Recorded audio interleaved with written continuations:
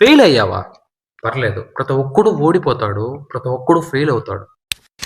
Fail అవ్వటం కాదు. Fail అయినా కానీ నెక్స్ట్ టైమ్ ఎలా కమ్‌బ్యాక్ ఇవ్వాలనేదే ఇంపార్టెంట్. నేను మీ అందరికి ఒకటే చెప్తా.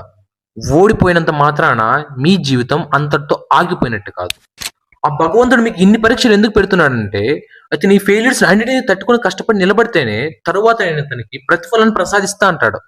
నువ్వు చెప్పు, నీ చేతి నువ్వు అన్నం తినకనే నీ కడుపు ఎలా నిండుతుంది? సో, ఫెయిల్యూర్స్‌ని ఫేస్ చేద్దాం బ్రో. సక్సెస్ కోసం వెయిట్ చేద్దాం. జీవితాలు ఇక్కడ. ఇలాంటి విషయాల్లో ఆలోచించండి. నేను స్టూడెంట్స్‌కి మళ్ళీ చెప్తున్నా. చాలా వరకు స్టూడెంట్స్ సూసైడ్ చేసుకోవడానికి రెడీ అవుతున్నారు. నువ్వు ఎగ్జామ్స్‌లో ఫెయిల్ అయ్యావా? లేదంటే ఏదన్నా ప్రాబ్లమ్స్ ఉన్నాయి. ఖచ్చితంగా సొల్యూషన్ ఉంటుంది. ఫెయిల్ అయ్యావా? మళ్ళీ రాద్దాం, మళ్ళీ రాద్దాం, మళ్ళీ రాద్దాం.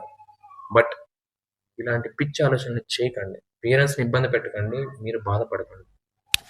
ఆలోచించండి. కష్టపడదాం. ఆ తర్వాత అన్ని భగవంతుడు చూసుకుంటాడు.